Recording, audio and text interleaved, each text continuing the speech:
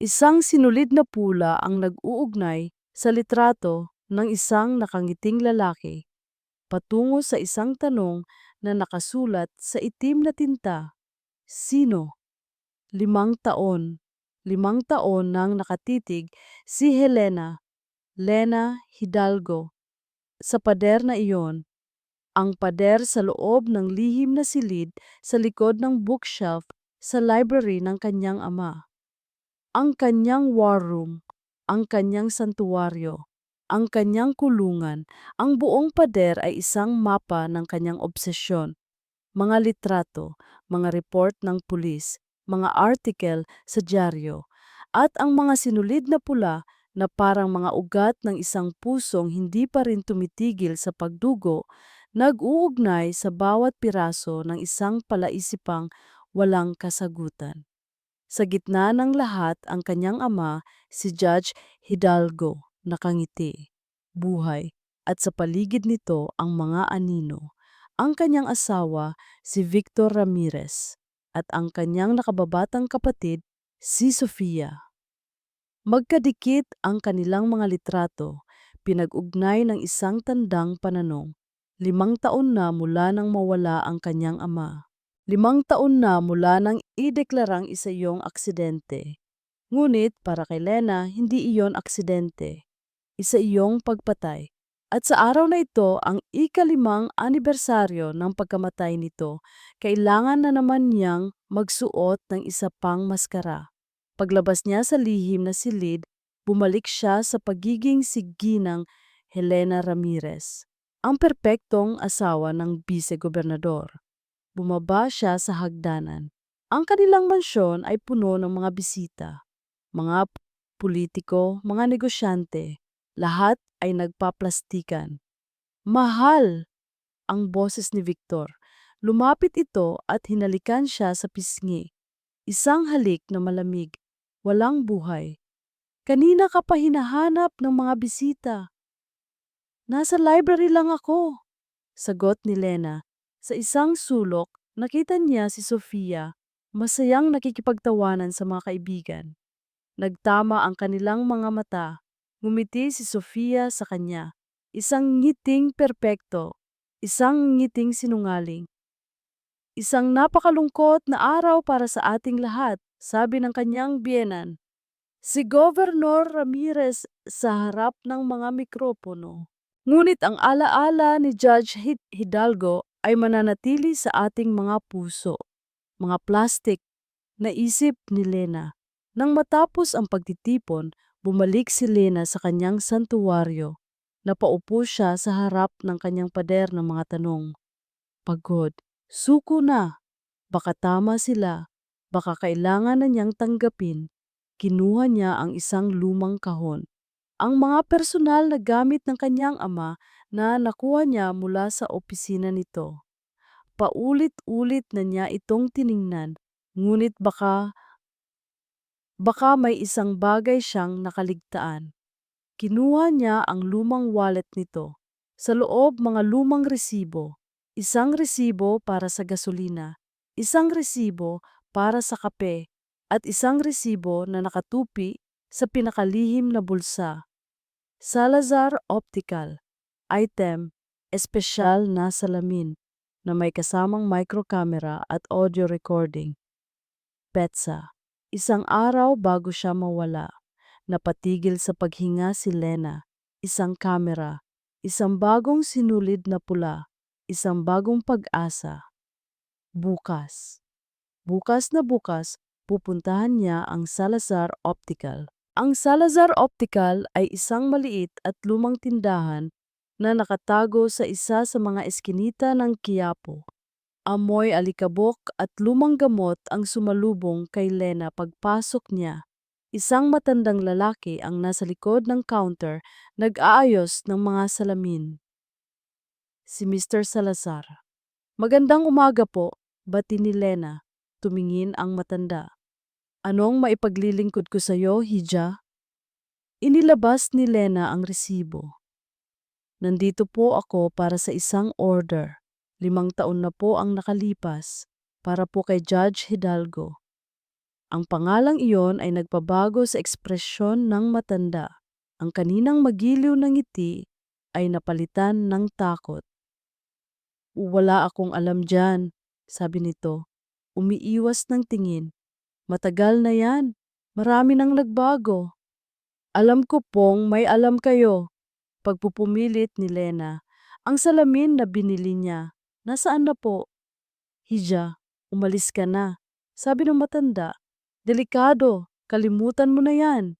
Hindi ko po kayang kalimutan ang tatay ko, sabi ni Lena. Akma na sanang tatalikuran siya nang matanda nang may isang boses na narinig mula sa likod ng tindahan. Pabayaan mo na siya, Lolo. Ako nang bahala dito. Mula sa madilim na silid sa likod, lumabas ang isang lalaking pamilyar. Matangkad, seryoso ang mga mata. Si Gabriel Montes, ang pinakamagaling na estudyante ng kanyang ama. Ang lalaking bigla na lang nawala pagkatapos nitong pumasa sa bar exam. Fiscal Montes, gulat na tanong ni Lena. Anong ginagawa mo dito?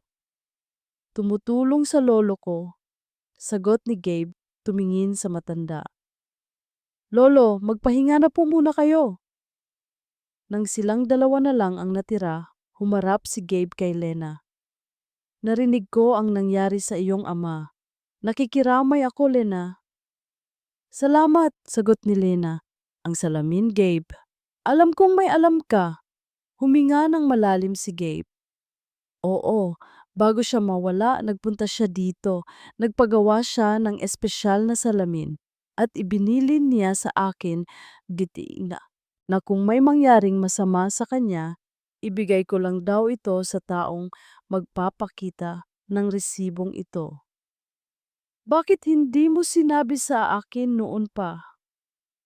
Dahil sinabi rin niyang huwag akong magtiwala kahit kanino, sabi ni Gabe. Kahit sa sarili niyang pamilya, lalo na sa mga Ramirez. Pumasok si Gabe sa likod at paglabas niya, may dala na itong isang maliit at matigas na case ng salamin. Ang sabi niya, ang katotohanan ay nasa loob nito, sabi ni Gabe. Nanginginig ang mga kamay na binuksan ito ni Lena. Sa loob, ang salamin ng kanyang ama. Mukha itong ordinaryo, ngunit alam niyang hindi. Ang kamera, ang recording, umiling si Gabe. Wala na, Nia, sinubukan kong hanapin, pero blanco na ang memory card. Sinira nila. Gumuho ang pag-asa ni Lena. Kung ganoon, wala na tayong ebidensya. Hindi pa tapos ang lahat, Lena, sabi ni Gabe. Dahil ang salamin, di lang ang nag-iisang bagay na ibinilin niya. Mula sa ilalim ng sahig, kumuha si Gabe ng isa pang kahon. Sa loob, isang tumpok ng mga dokumento. Ang mga ito, sabi ni Gabe, ang totoong dahilan kung bakit siya pinatay.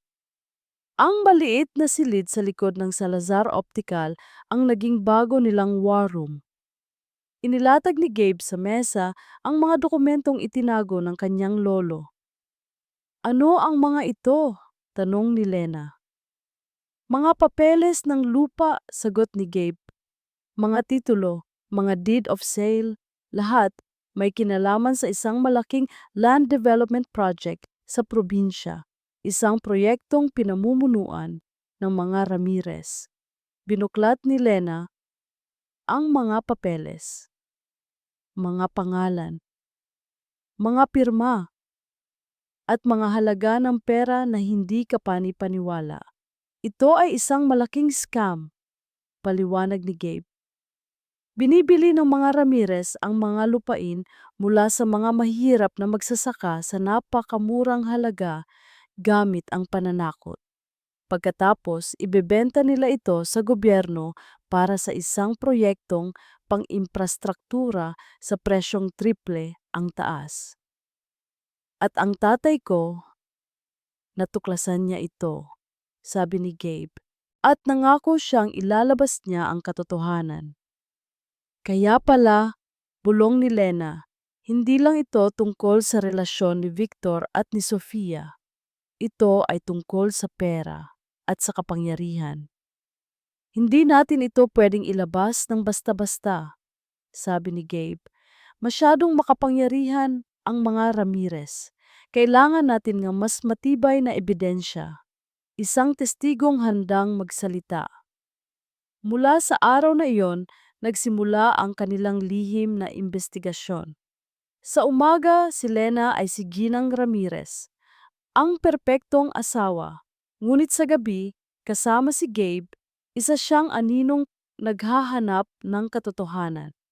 Sinimulan nilang hanapin ang mga pangalang nasa dokumento, ang mga magsasakang binentahan ng lupa, ngunit ang bawat pinto na kanilang kinatok ay sarado.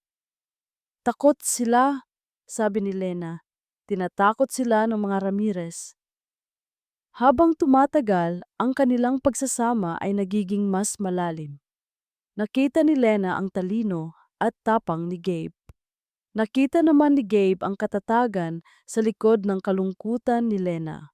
Isang gabi, habang pauwi na sila mula sa isang mahabang araw ng paghahanap, biglang huminto ang sasakyan ni Gabe. Flat tire, sabi nito. Bumaba sila sa isang madilim na bahagi ng kalsada. Habang nagpapalit ng gulong si Gabe, umupo si Lena sa tabi ng daan. Salamat, Gabe, sabi niya. Sa lahat. Trabaho ko to, Lena, sagot ni Gabe. Di, sabi ni Lena, alam kong higit pa ito sa trabaho para sa'yo. Tumingin si Gabe sa kanya. Ang tatay mo, malaki ang utang na loob ko sa kanya. Tinulungan niya akong makapagtapos ng pag-aaral. At ngayon, ikaw naman ang tumutulong sa kanya. Nang matapos si Gabe, pumasok na sila sa kotse. Bago niya ito paandarin, humarap siya kay Lena. Hindi lang yun ang dahilan, Lena. Pag-amin niya. Ang kanilang mga mata ay nagtagpo. Isang sandali ng katahimikan. Isang sandaling puno ng mga hindi masabi.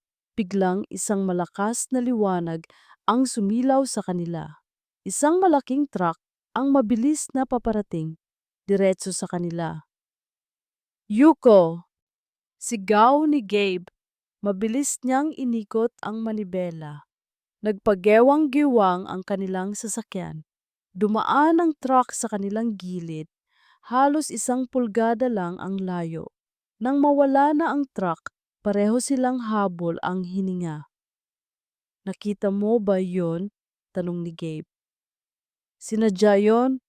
Tumingin si Lena sa daan.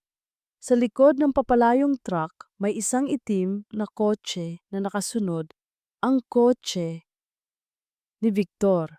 Isang babala, ang una nilang babala. Ang insidente sa kalsada ay isang malinaw na mensahe. Alam na ng mga Ramirez na may nag-iimbestiga sa kanila at hindi sila mag-aatubiling gumamit ng dahas para pigilan ito. Kailangan nating mas mag-ingat, sabi ni Gabe. Naging mas maingat sila. Ang kanilang mga pagkikita ay naging mas madalang at mas palihim. Ngunit ang panganib ay tila mas lalo lang nagpalapit sa kanilang dalawa. Ang kanilang relasyon bilang magkatrabaho ay unti-unting nagiging mas personal. Isang gabi, habang nasa opisina sila ni Gabe, nag-order sila ng pagkain. Hindi ko alam na mahilig ka pala sa Bicol Express, sabi ni Lena. Marami ka pang hindi alam tungkol sa akin, sagot ni Gabe. Nakangiti. Ang kanilang mga pag-uusap ay hindi na lang tungkol sa kaso, tungkol na rin sa kanilang mga sarili, sa kanilang mga pangarap, sa kanilang mga takot. Samantala, sa mansyon ng mga Ramirez, ang tensyon ay tumitindi. Nababaliw ka na ba, Victor? Sigaw ng kanyang amang si Governor Ramirez. Pinapatay mo na sana sila. Isang babala lang yun, Itay, kalmadong sagot ni Victor, para malaman nila kung sino ang kanilang kinakalaban. Si Sofia naman, na nakikinig sa lahat, ay nagsimulang matakot. Ang simpleng pagnanasa niyang makuha si Victor ay nagiging isang madugong laro. Victor, tama na to. Pakiusap niya isang gabi. Umalis na lang tayo, magpakalayo. At iwanan ang lahat ng ito, tawa ni Victor. Hindi, mahal ko, nagsisimula pa lang tayo. Isang araw, isang tagumpay. Isa sa mga magsasakang kinausap nila noon ay tumawag. Fiskal Montes, sabi nito, handa na po akong magsalita. Ngunit sa isang kondisyon, protektahan ninyo ang pamilya ko. Ang testigong ito ang kanilang kailangan. Isang taong magpapatunay sa lahat ng kanilang ebidensya. Kailangan nating itago siya, sabi ni Gabe. Isang lugar na hindi alam ng mga Ramirez. Ang naisip nilang lugar, ang lumang bahay bakasyonan ng mga Hidalgo sa Tagaytay. Naghanda sila para sa biyahe. Ngunit bago sila umalis, pinigilan ni Victor si Lena. Saan ka pupunta? Tanong nito. May bibisitahin lang akong kaibigan. Anong pangalan ng kaibigan mo? Hindi nakasagot si Lena. Nagsisinungaling ka na naman, Helena, sabi ni Victor, hinawakan ng mahigpit ang kanyang braso. Akala mo ba hindi ko alam ang palihim ninyong pagkikita ng abogadong yan? Wala kang pakialam. May pakialam ako. Sigaw ni Victor, ang kanyang pagiging kalmado ay biglang nawala. Dahil asawa kita at sa oras na malaman ko na may ginagawa kayong kalokohan sa likod ko, hinigpitan niya ang hawak. Papatayin ko siya, Lena. Papatayin ko siya sa harap mo. Nang gabing iyon, sa Tagaytay, habang itinatago nila ang testigo, hindi na napigilan ni Lena ang kanyang mga luha. Natatakot ako, Gabe, sabi niya. Para sa'yo. Lumapit si Gabe. Hindi mo kailangang matakot para sa akin. Pero, shh, sabi ni Gabe. At hinalikan niya ito. Isang halik na puno ng pag-aalaga. Isang halik na nagsasabing, nandito ako. Poprotektahan kita. Ngunit sa di kalayuan, sa dilim, isang kamera ang kumikislap. Isang private investigator na inupahan ni Sofia. Kinabukasan, isang anunsyo ang gumulantang sa buong pamilya Ramirez at Hidalgo. Si Sofia, buntis daw ito, at si Victor ang ama. Ang balita ng pagbubuntis ni Sofia ay parang isang bombang sumabog sa gitna ng dalawang pamilya. Para sa mga Hidalgo, ito ay isang malaking kahihiyan. Para sa mga Ramirez, isa itong hindi inaasahang komplikasyon. Anong gagawin natin ngayon? Tanong ni Lena kay Gabe. Ito na ang simula ng kanilang pagbagsak, sagot ni Gabe. Ang isang kasinungalingan ay laging sinusundan ng isa pa. At sa huli, sila rin ang malulunod sa sarili nilang mga kasinungalingan. Ngunit ang balitang iyon ay nagdulot ng isang mas malaking problema para kay Lena. Ang kanyang pag-alis sa poder ni Victor ay naging mas mahirap. Hindi ka pwedeng umalis ngayon, Helena, sabi ni Victor, gamit ang pagbubuntis ni Sofia bilang isang kadena. Sasabihin ng mga tao, iniwan mo ako sa gitna ng aking problema. Masisira ang pangalan ko, ang pangalan ng pamilya natin. Wala na akong pakialam sa pangalan ninyo. Pero may pakialam ka sa tatay mo, hindi ba? Banta nito. Isang maling galaw lang, Lena, at sisiguraduhin kong ang lahat ng kasalanan sa land scam ay mapupunta sa kanya. Isang bitag, wala siyang magawa kundi ang manatili, ngunit ang kanyang puso at isip ay nasa iisang lugar lang, ang paghahanap ng hustisya.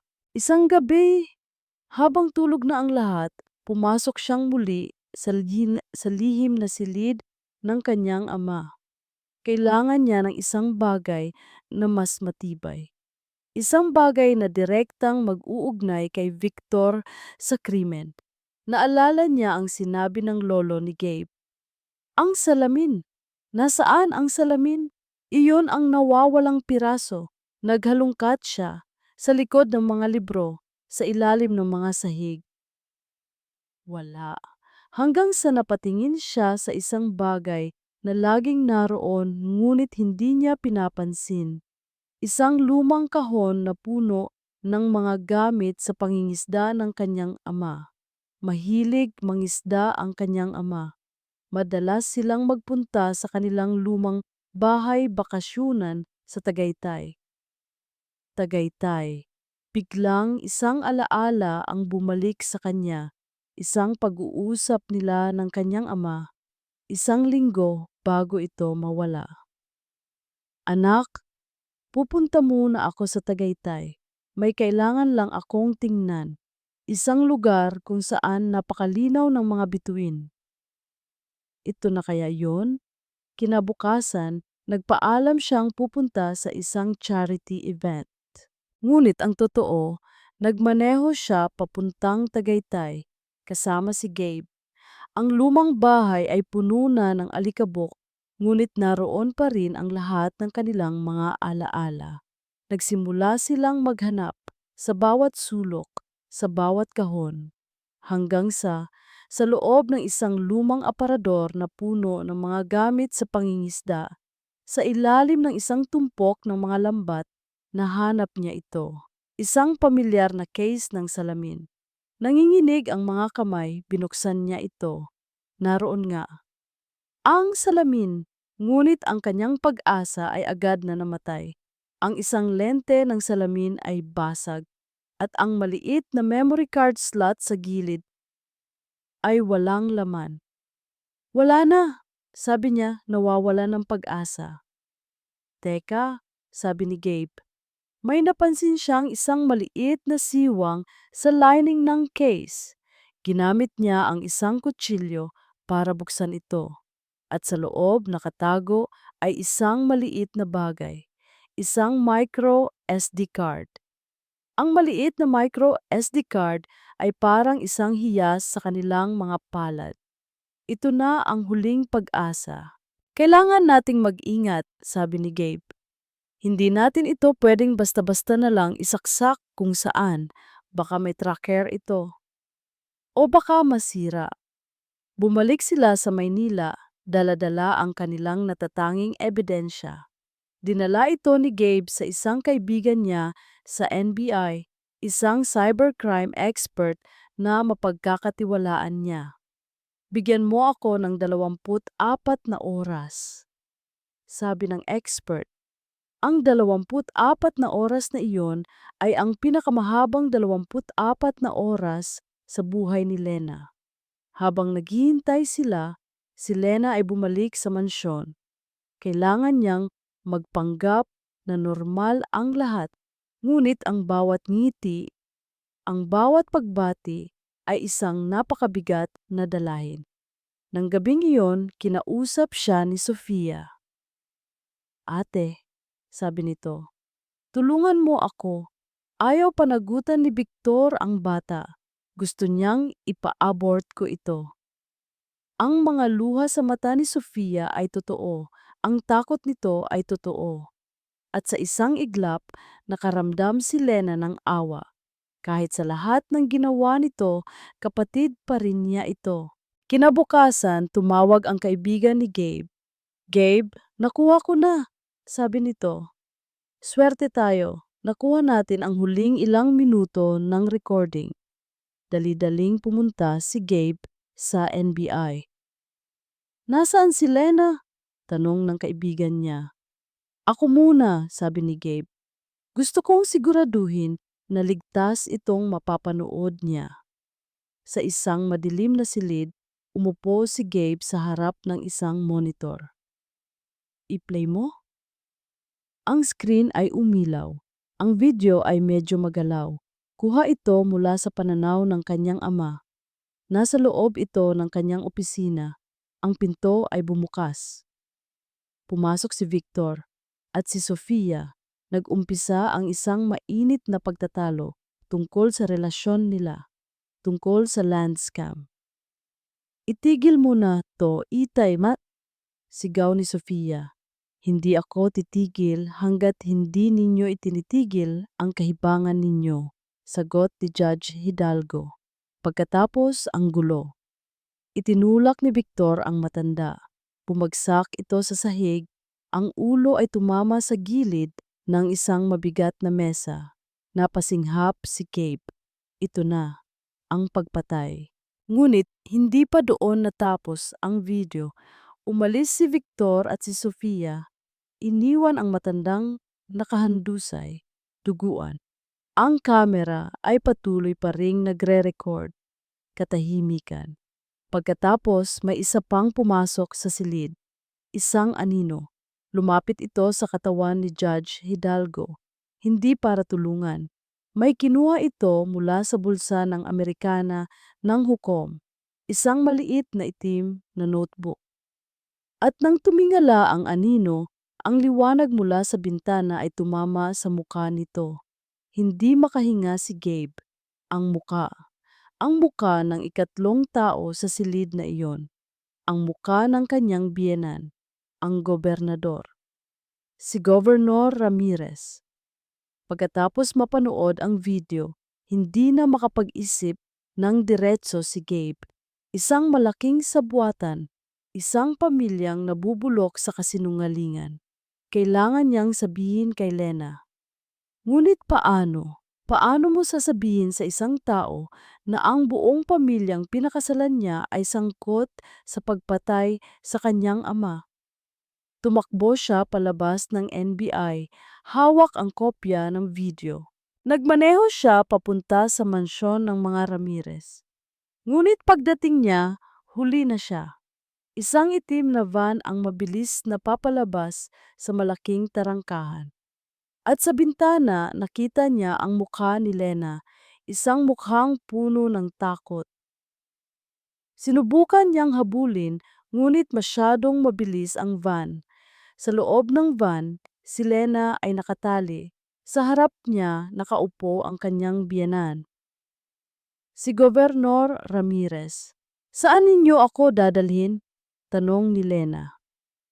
Sa isang lugar kung saan matatahimik ka na, sagot ng gobernador.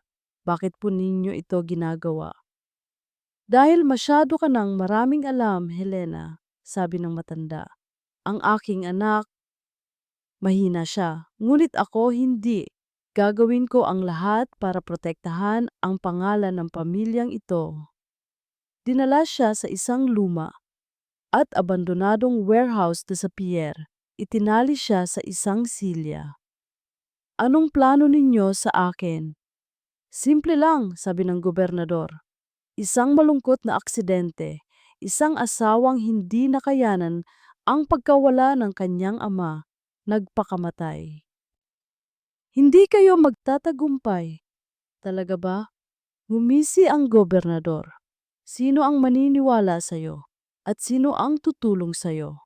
Ang iyong abogado? Si Fiskal Montes? Biglang, isang boses ang narinig mula sa labas. Ako. Pumasok si Gabe sa warehouse. Mag-isa. Gabe! Sigaw ni Lena. Isang langgam na sinusubukang labanan ang isang elepante, sabi ng gobernador. Maaaring langgam lang ako, sagot ni Gabe. Pero dala ko ang apoy. Itinaas niya ang kanyang cellphone. Sa screen ang video ay nagpe-play. Nasa mga kaibigan ko na sa media ang kopya niyan, gobernador, sabi ni Gabe. Isang text ko lang at mapapanood na ito ng buong Pilipinas. Natawa ang gobernador. Sa tingin mo, natatakot ako dyan? Ang media, kontrolado ko sila. Ang mga pulis, hawak ko sila. At ikaw, Fiskal, isa ka lang maliit na balakid. Baka nga po, sabi ni Gabe, ngunit may isa pa kayong hindi alam. May ipinakita siyang isa pang video sa kanyang telepono. Isang video ni Victor at ni Sofia. Ang kanilang pag-amin. Lihim itong ni-record ni Lena noong isang gabi. Ang video na ito, sabi ni Gabe, ay hindi ko ipinadala sa media. Ipinadala ko ito sa isang taong mas makapangyarihan pa sa inyo. Sino? Ang presidente. Nawala ang ngiti sa mukha ng gobernador. At papunta na sila dito, sabi ni Gabe. Sa isang iglap, nagbago ang lahat. Ang dating makapangyarihang gobernador ay naging isang daga na walang matakbuhan. Ngunit bago pa man dumating ang tulong, ginawa niya ang kanyang huling desperadong hakbang. Kinuha niya ang baril mula sa isa sa kanyang mga tauhan at itinutok ito kay Lena. Kung babagsak ako, sigaw nito, isasama kita. Ang dulo ng baril na nakatutok kay Lena ay malamig at walang awa. Sa isang iglap, ang lahat ay tila gumalaw ng mabagal. Ang sigaw ni Gabe, ang takot sa mga mata ng gobernador. Ngunit si Lena ay hindi na natakot. Pagod na siyang matakot. Kung ganoon, gawin mo, sabi niya. Ang boses ay kalmado. Pero bago mo ako patayin, gusto kong malaman mo. Natalo ka na. Tumahimik ka. Tingnan mo ang sarili mo, sabi ni Lina. Isang gobernador, isang ama. Pero ang totoo, isa ka lang duwag na nagtatago sa likod ng iyong kapangyarihan. Ang anak mo, winasak mo siya. Pagpapatuloy ni Lena, dahil sa takot mo, dahil sa pride mo. At ako, kahit patayin mo ako ngayon, ang katotohanan ay lalabas pa rin. At habang buhay kang mabubuhay sa anino ng iyong mga kasalanan. Ang mga salita ni Lena ay tumama sa gobernador. Nag-atubili ito at sa sandaling iyon ng pag-aatubili, kumilos si Gabe. Itinulak niya ang isang malaking bariles na puno ng langis. Gumulong ito papunta sa mga tauhan ng gobernador. Ginulo ang kanilang balanse.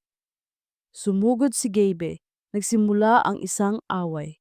Si Lena naman, ginamit ang pagkakataon. Sinipa niya ang silyang kinauupuan niya, itinumba ito. Habang nasa sahig, pilit niyang inabot ang isang piraso ng basag na salamin. Nang akmang babarilin na ng gobernador si Gabe, sumigaw si Lena. Dito! Napalingon ang matanda at sa pagkakataong yon itinaas ni Lena ang salamin. Ang liwanag mula sa bumbilya sa itaas ay tumama dito. Sumilaw sa mga mata ng gobernador. Isang segundo lang, ngunit sapat na. Isang putok ng baril ang umaling-aungaw, ngunit hindi ito galing sa baril ng gobernador. Galing ito sa pinto. Ang mga pulis at ang Presidential Anti-Crime Commission. Dumating na sila. Tinamaan ang gobernador sa balikat. Bumagsak ito sa sahig kasama ng kanyang baril. Tapos na. Habang dinadala ng mga awtoridad ang sugatang gobernador at ang kanyang mga tauhan, nilapitan ni Gabe si Lena at kinalagan ito. Niyakap nila ang isa't isa. Ayos ka lang? Tanong ni Gabe. Oo, sagot ni Lena. Dahil sa'yo. Paglabas nila ng warehouse, isang dagat ng mga kamera at reporter ang sumalubong sa kanila. Ang video ay kumalat na. Ang kwento ay lumabas na. Sa gitna ng kaguluhan, isang tanong ang isinigaw ng isang reporter. Ginang Ramirez, ngayong alam na ninyo ang lahat, ano na ang susunod na hakbang ninyo? Tumingin si Lena sa mga kamera, tumingin siya sa buong Pilipinas, at sa unang pagkakataon nagsalita siya hindi bilang isang biktima kundi bilang isang survivor. Ang session hall ng Senado ay naging isang korte. Ang buong bansa ay nanonood. Ito ang trial of the century, ang pamilya Ramirez laban sa katotohanan. Sa isang panig, si Governor Ramirez, si Victor at si Sofia. Ang kanilang mga muka ay balot ng pagkukunwari at ng mga mamahaling abogado. Sa kabilang panig, si Lena at sa tabi niya si Gabe. Ang unang isinalang ay ang video. Ipinakita sa malaking screen ang bawat detalye ng krimen. Ang pagtulak, ang pagkuha sa notebook, ang pag-abandona. Peke yan, gawa-gawa lang, sigaw ng abogado ng mga Ramirez. Ngunit ang testimonya ng expert mula sa NBI ay malinaw. Ang video ay totoo, walang daya. Isinunod ang mga testigo, ang may-ari ng optical shop, ang mga magsasakang tinakot, ang mga empleyadong nakasaksi. Isa-isa, binuo nila ang isang larawan ng kasakiman at kasamaan. Ngunit ang pinakamabigat na dagok ay hindi pa dumarating. Tinatawagan ko po ang aking huling testigo, sabi ni Gabe. Isang tao ang pumasok sa silid. Ang taong akala ng lahat ay matagal nang nawala. Ang taong akala ng lahat ay nasindak na. Ang dating hepe ng pulisya ng kanilang probinsya. Isang taong bigla na lang nag-retire pagkatapos ng pagkamatay ni Judge Hidalgo.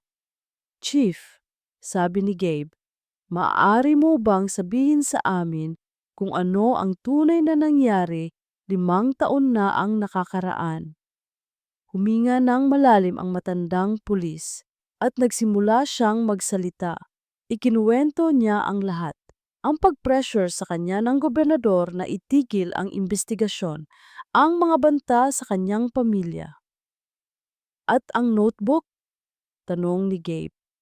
Ang notebook ni Judge Hidalgo? Hindi po iyon nawala, sagot ng hepe. Bago ko po isinara ang kaso, gumawa po ako ng kopya.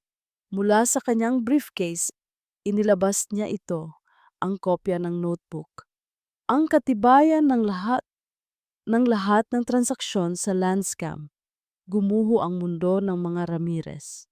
Your Honor, sabi ni Gabe, wala na po akong ibang tanong. Nang matapos ang hearing, habang dinadala na palabas ang mag-aamang Ramirez at si Sofia, napatingin si Victor kay Lena, ang kanyang asawa, ang babaeng minsan niyang sinira. Ang kanyang mukha ay hindi nagalit, tanging pagsisisi. Si Lena naman ay hindi na tumingin pabalik. Tapos na siya sa kanila. Paglabas nila ng Senado, sinalubong sila ng mga palakpak.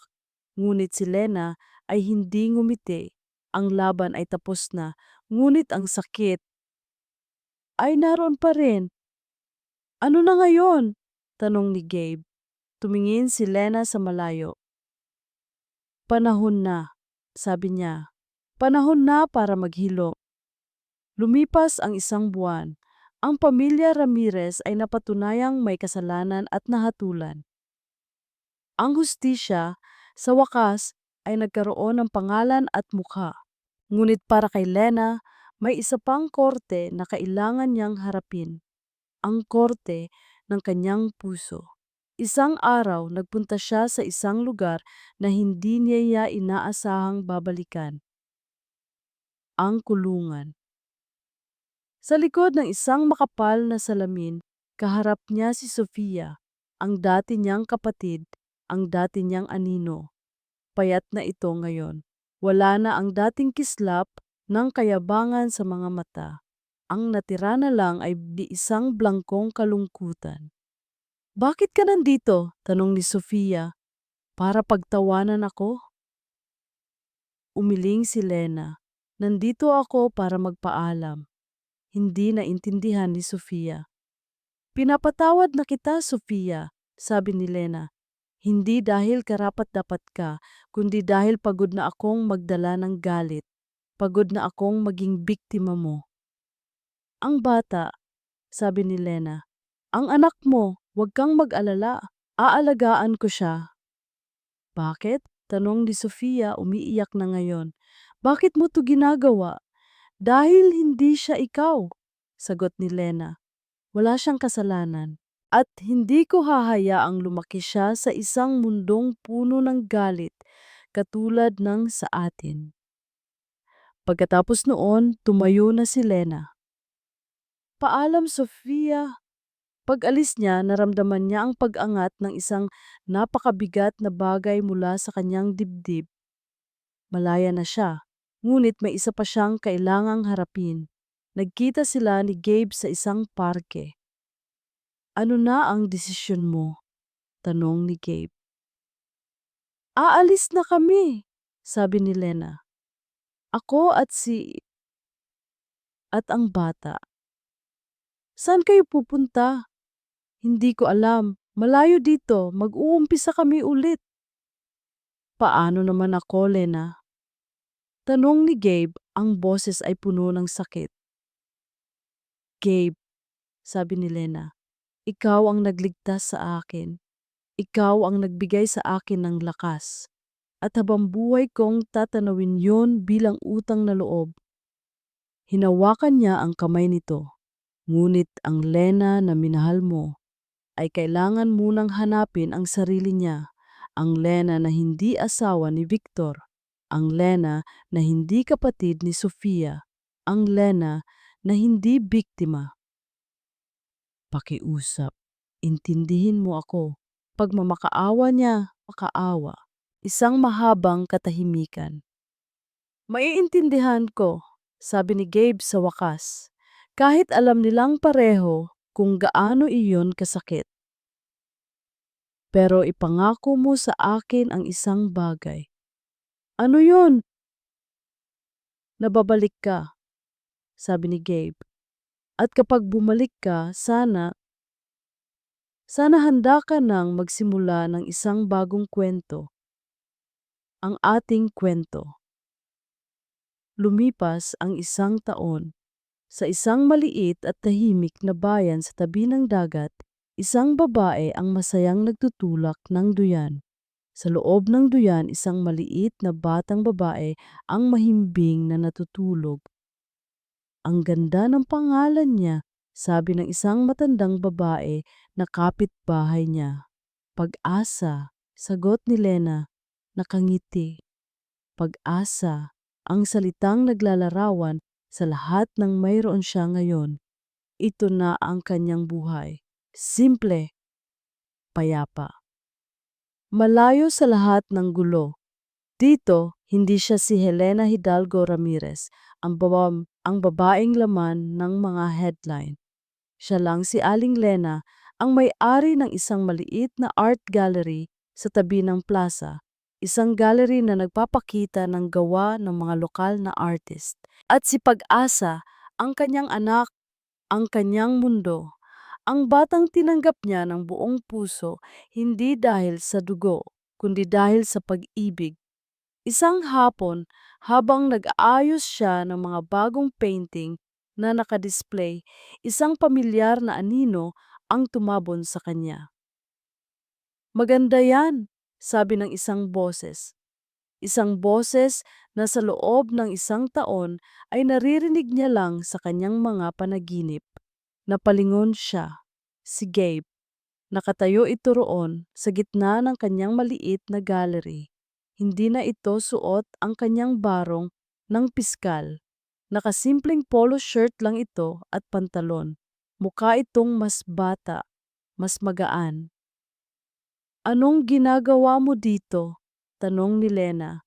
Ang puso ay biglang kumabog ng mabilis. Sinusundan ang paborito kong artist, sagot ni Gabe, nakangiti. Magaling ka pala talagang pumili ng mga obra. Paano mo ako nahanap? Ang pag-ibig, sabi ni Gabe, ay laging may paraan para hanapin ang daan pauwi. Naglakad ito palapit. Isang taon, Lena. Isang taon kitang hinintay. At sa bawat araw, umaasa akong handa ka na. Handa para saan? Para sa bagong simula, sabi ni Gabe. Nag-atubili si Lena. Gabe, ang buhay ko ngayon, iba na. Simple lang, tahimik. Iyon din ang gusto ko, sagot ni Gabe. Nag-resign na ako bilang piskal. Nagulat si Lena. Ano? Napagod na ako sa gulo, Lena. Pag-amin niya. Napagod na ako sa politika. Gusto ko na lang din ng isang bagay na simple, isang bagay na totoo. Tumingin ito sa kanya. At ang pinakatotoong bagay na naramdaman ko ay ang pagmamahal ko sa'yo. Mami! Isang maliit na boses ang pumutol sa kanila. Si Pag-asa gising na mula sa kanyang pagkakatulog. Lumapit ito at yumakap sa binti ni Lena habang nakatingin ng may pagtataka sa estrangherong kausap ng kanyang ina. Lumuhod si Gabe para maging kapantay ng bata. Hello, beautiful, sabi niya. Ako si Gabe, kaibigan ng mami mo. Ngumiti si Pag-asa, isang nangiting kamukhang kamukha ng kay Sofia. Isang kurot ng sakit ang naramdaman ni Lena. Ngunit mabilis din itong nawala, napalitan ng pagmamahal. Tumingin si Gabe kay Lena. Hayaan mo akong maging parte ng buhay ninyo. Pakiusap niya. Hindi bilang isang tagapagligtas, kundi bilang isang kaibigan, isang pamilya. Hayaan mo akong ipakita sa iyo na ang pag-ibig ay hindi kailangang maging isang digmaan. Hindi naging madali ang mga sumunod na araw. Si Gabe ay nanatili. Umupa siya ng isang maliit na bahay na hindi kalayuan sa gallery ni Lina. Hindi niya ito pinilit. Hinayaan niya lang na maramdaman ni Lina ang kanyang presensya. Araw-araw dumadaan siya sa gallery. Minsan may dala siyang kape. Minsan tutulong siyang magbuhat ng mga painting.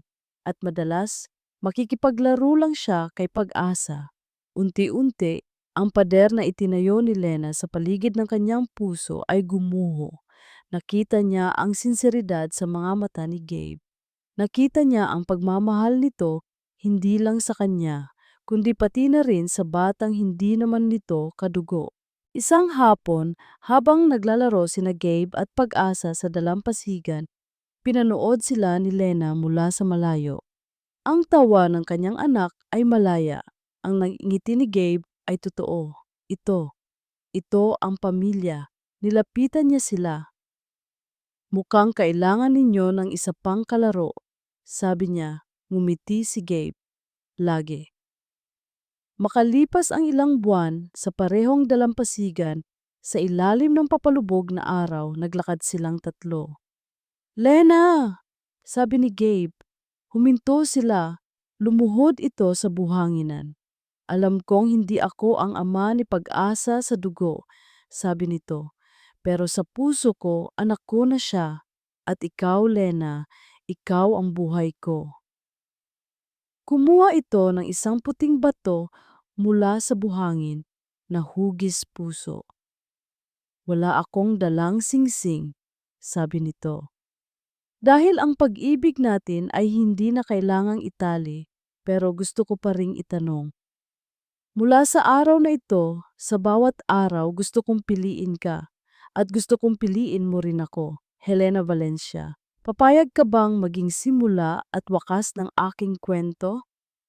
Umiiyak tumango si Lena. Oh, Gabe! Oo. Ang kanilang kasal ay simple lang. Ginanap sa harap ng kanilang maliit na gallery kasama ang kanilang mga bagong kaibigan sa bayan. Ang kanilang buhay ay hindi na isang kuwento ng paghihiganti. Hindi na rin ito isang kuwento ng sakit. Habang nakatayo sila sa harap ng dagat, si Lena, si Gabe, at ang kanilang munting si Pag-asa, alam nilang ang kanilang kwento ay isa ng kwento ng pag-ibig. Isang kwentong isinulat hindi ng tadhana, kundi ng kanilang mga pusong piniling maghilom at magmahal muli. Isang pag-ibig na kasing payapa at kasing lawak ng karagatan sa kanilang harapan.